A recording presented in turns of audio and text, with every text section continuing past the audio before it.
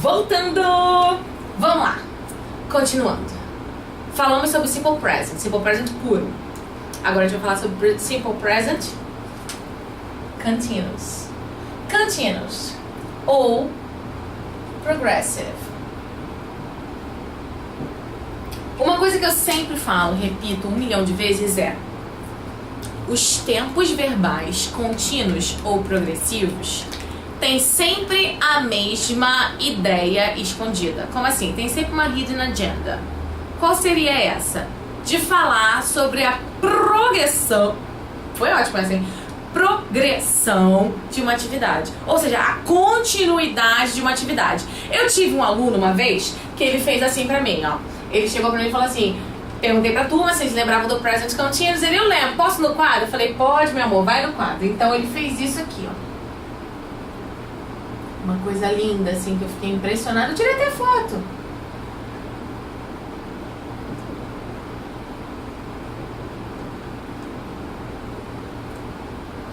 É o presente que continua.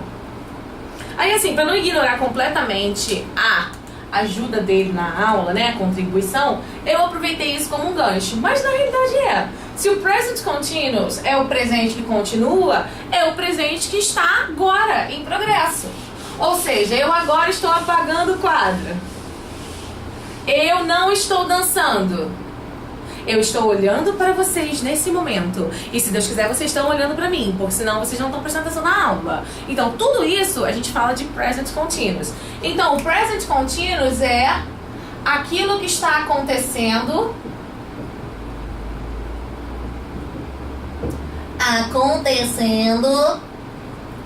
agora ou no momento. Aí viram pra mim e falaram assim: mas Patrícia, não tem diferença entre agora e no momento. Claro que tem. Now e at the moment. Se eu falo pra vocês que eu estou lendo um livro nesse momento, não, eu estou lendo um livro no momento, se eu falar mentira, não tá. Tô assim, nesse momento na minha vida.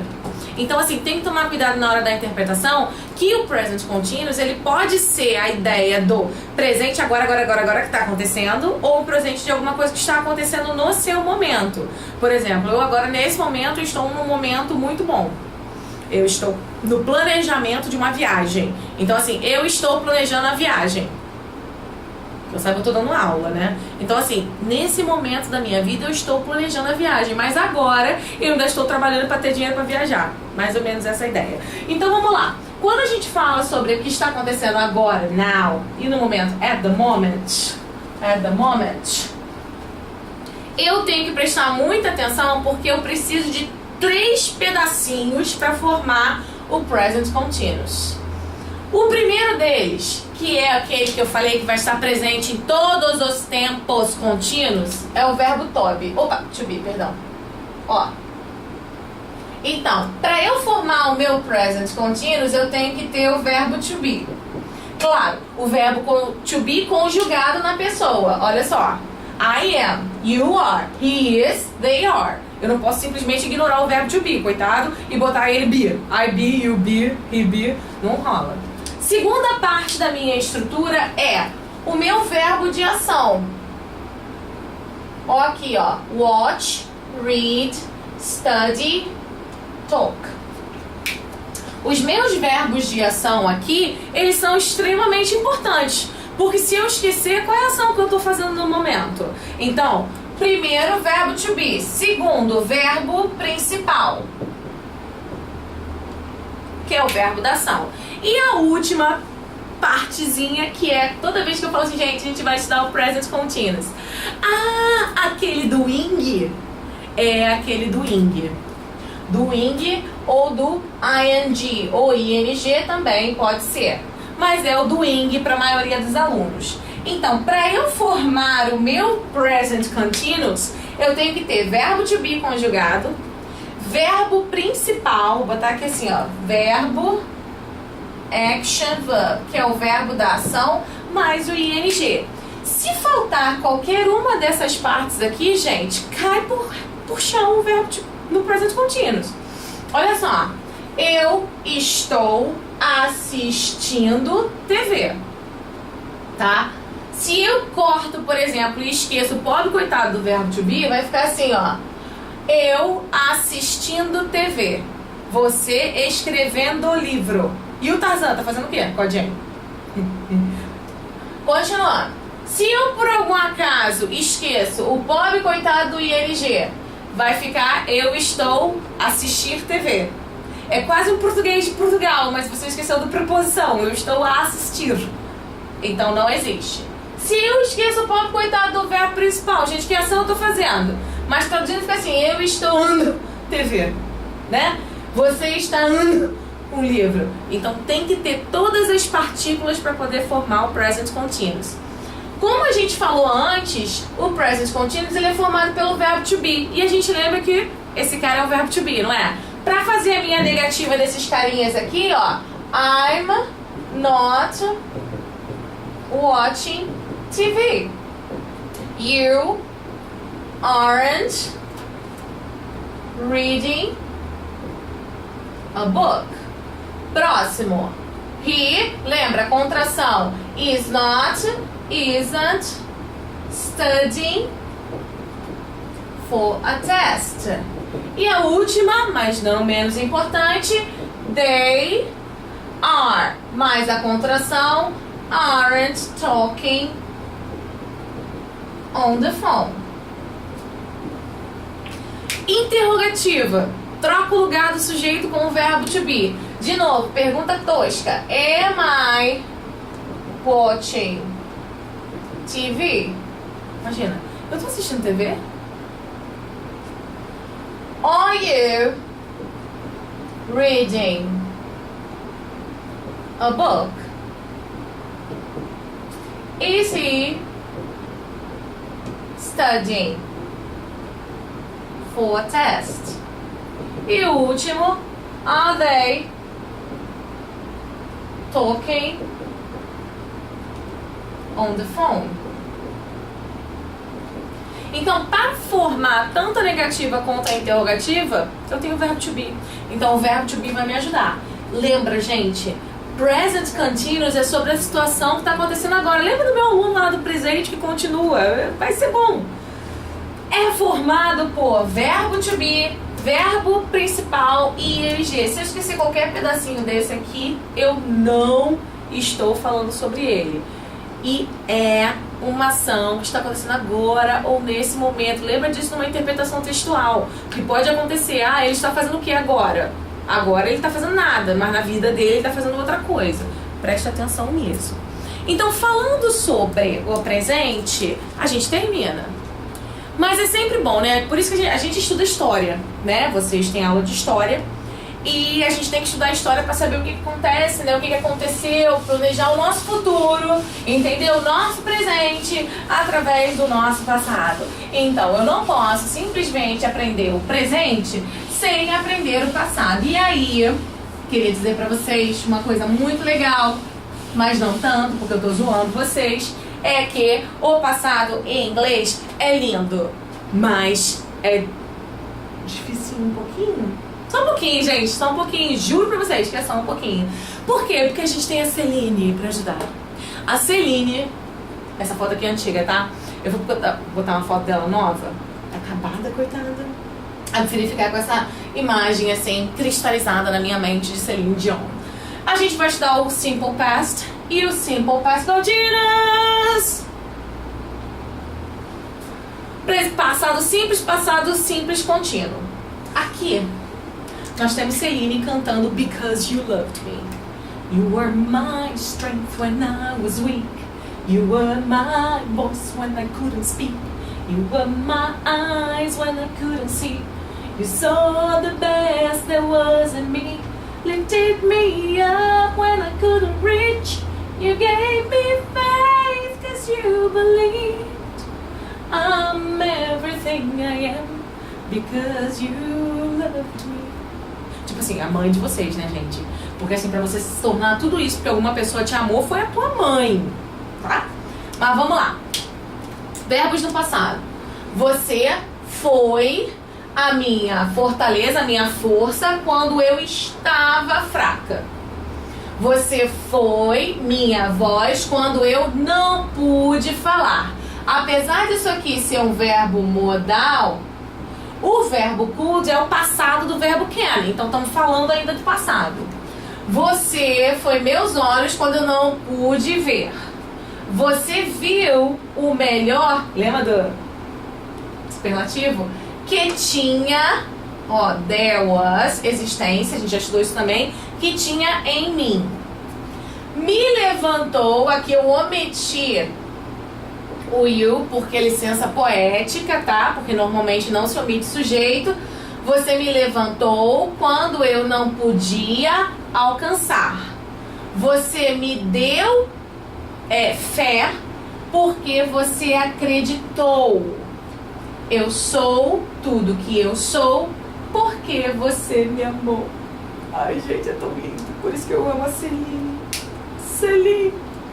Então, aqui a gente tem, apesar de não termos a presença do Simple Past contínuo nessa letra, a gente tem vários exemplos de Simple Past e a gente tem tanto o verbo to be quanto os outros verbos, tanto verbos regulares quanto verbos irregulares. E aí, gente, é só aí, nesse detalhe importante que faz com que o Simple Past seja um pouquinho mais difícil. Por quê? Porque a gente tem que memorizar uma listinha de verbos. Não há necessidade de memorizar tudo. O que acontece é, os verbos vão sendo usados no estudo e a gente vai adquirindo esses verbos. Então, a próxima vez que você ver, você já vai saber o que é. Por quê? Porque eles vão estar na sua mente. Então, vamos lá. Como eu falei, nós temos o verbo to be, né, que a maioria já está ali. E nós temos os verbos regulares e irregulares. Olha só, verbo to be, enquanto no presente eu tenho três formas, am, are e is, no passado eu tenho só duas. Eu tenho o I se juntando com a terceira pessoa do singular. Eu acho que eu tava me sentindo muito mal, porque eu era o resto. Mas no passado eu não sou o resto. Por que eu fiz mudança para no presente me tornar o resto? O bom é que no futuro todos nós seremos iguais. Isso que é importante. Então, was e aqui, ó, a galerinha do resto, que é o were. Então, olha só, eu estava cansado, você estava doente, ele estava interessado no filme, ela estava focada na prova, foi difícil, isso foi difícil para ela, nós estávamos confusos, nós estávamos com sono e eles eram designers. Designers é designers. Então, o presente simples do verbo to be, presente, olha eu voltando pro presente, passado, go back to the past.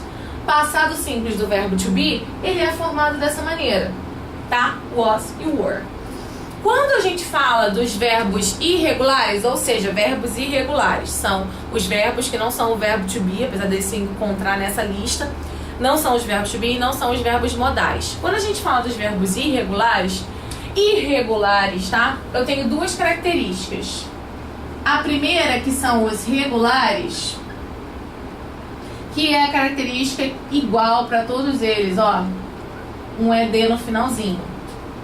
Já nos irregulares, eu tenho uma loucura total. Por quê?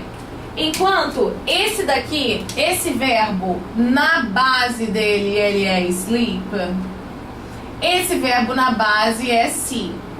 Teve algum padrão de mudança? Não. Esse aqui cortou aqui um E e botou um T no final. Esse aqui ficou só com E. Com S, perdão. Troquei o A e o W, eu troquei os dois S pelo A e o W. Esse daqui, que a base dele é essa. E esse, que a base é essa. E assim, o que eu gosto muito, que por exemplo, you hit me with that. Você me acertou com isso, com aquilo. A base do verbo hit é hit. Assim como cut. Cut, cut, cut. Put, put, put. O read, que apesar de na pronúncia ele mudar, he read a book.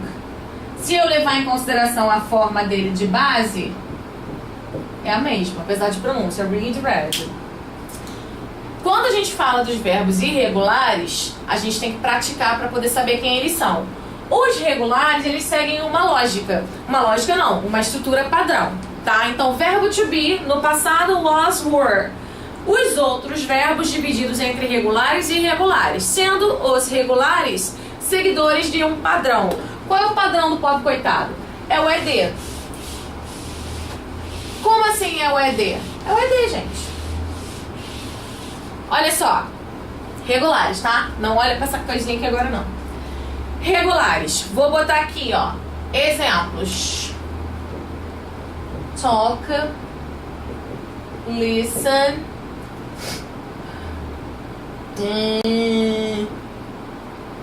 Watch. Aqui eu vou botar dance.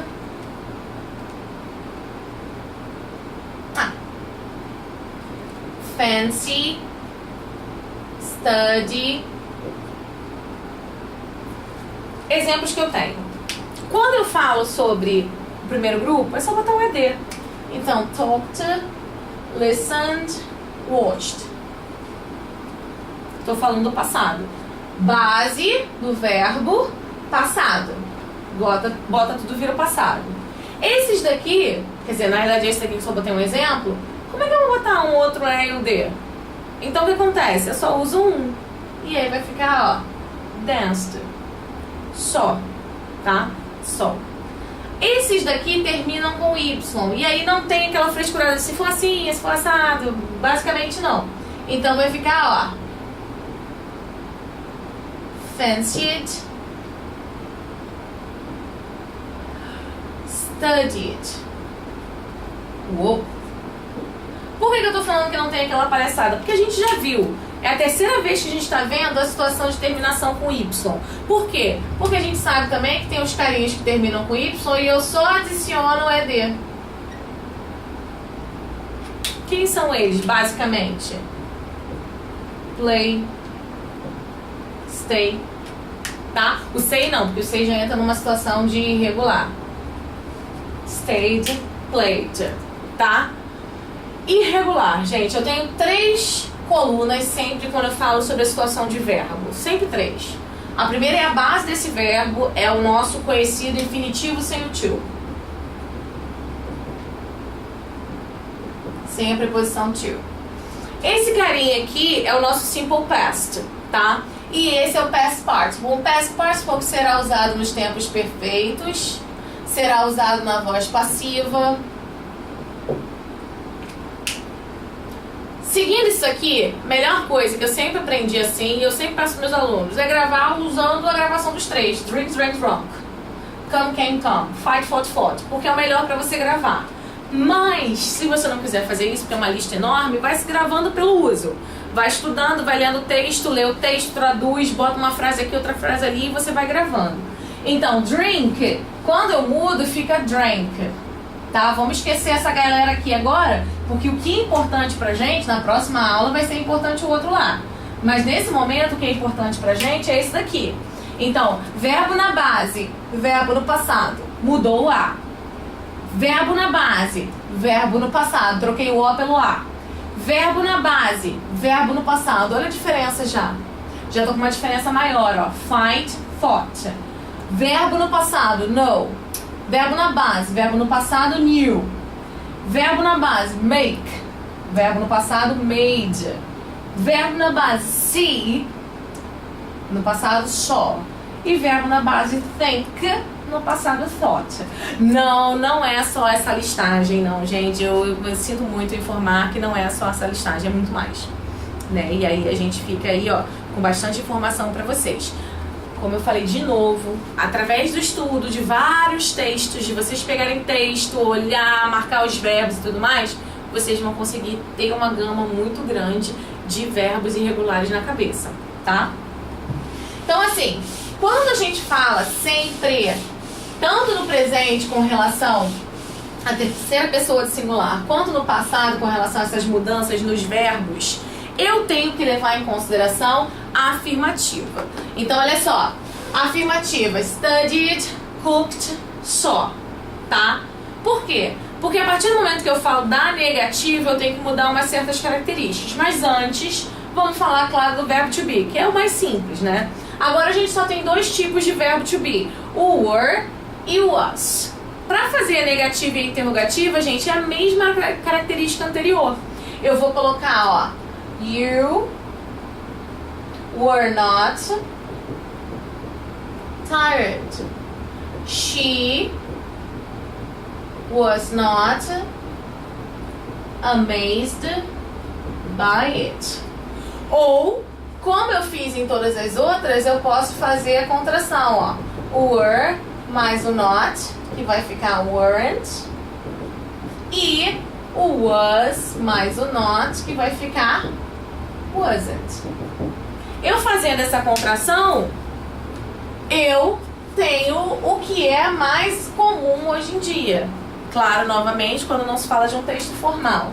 Então, you weren't tired, você não estava cansado. She wasn't amazed by that, ela não estava impressionada por aquilo. Quando eu faço a interrogativa, novamente, eu tenho a troca do meu sujeito com o meu verbo to be. Então, se tá you were tired, a interrogativa vai ficar were you tired? Se eu tenho she was amazed by it, eu faço a inversão. Então fica was she amazed by it? E aí, verbo to be é tranquilão, não é? Por quê? Porque o verbo to be é o... Não é o Roberto Carlos. Vocês fizeram a associação errada, gente. O verbo to be é o cara. É o cara, tá? Quando a gente fala dos outros verbos, sem seus modais, eu tenho a característica do auxiliar. Eu tenho a característica da muleta, lembra? Minha muleta no passado, ela é diferente do presente. Por quê? Porque no presente tem o do e o does, que é o verbo do, né? Usado como auxiliar. No passado, eu vou ter somente o did, que é para todo mundo. Para todo mundo, gente. É para I, you, he, she, it e assim vai, tá? Então não tem mudança nisso. Assim como a gente viu que não tem mudança. Eu boto I studied a lot, she studied a lot, we studied a lot. Não tem mudança, só tem a situação do ED no final. Então, se eu tenho I studied a lot e eu quero botar no passado, e o meu auxiliar já tem a característica do passado, porque anteriormente, o meu passado era, meu presente auxiliar era do ou does. Quando eu falo do passado, eu boto did. Então, quando eu for fazer a minha negativa ou a minha interrogativa aqui, eu vou ter que usar o did. Então, vamos lá. Negativa. I did not. Falei pra vocês, em inglês, se não usar, não usa. Em inglês, se não precisar, não usa. É isso que eu falei, né? Outra coisa que eu não falei, não. Não vou colocar o verbo assim. Vai ficar o verbo na base. E aí, é a situação de saber qual é a estrutura de lá. O study termina com Y, antes dele vem uma consoante. Então eu sei que isso aqui eu tenho que botar um Y no lugar. Novamente, assim como eu tenho a contração ali, eu tenho a contração do auxiliar no presente, eu vou ter a contração do auxiliar no passado. Então fica I did not ou I didn't study a lot. She did not ou didn't, verbo regular, corta aqui, ó. Cook lunch for us. E o último, só, é o passado do verbo see. Então fica they didn't see the movie. Beleza? Interrogativa, a gente sabe que eu boto o meu auxiliar na frente do meu sujeito. Então fica did I, verbo na base, a lot. Eu estudei muito. Did she cook lunch for us? Did they see the movie? Então, quando a gente fala de negativa e interrogativa, principalmente quando a gente está falando desses carinhas aqui que não são verbos to be, nem os verbos modais, eu tenho que usar o auxiliar. E o meu auxiliar do passado é o did para todo mundo.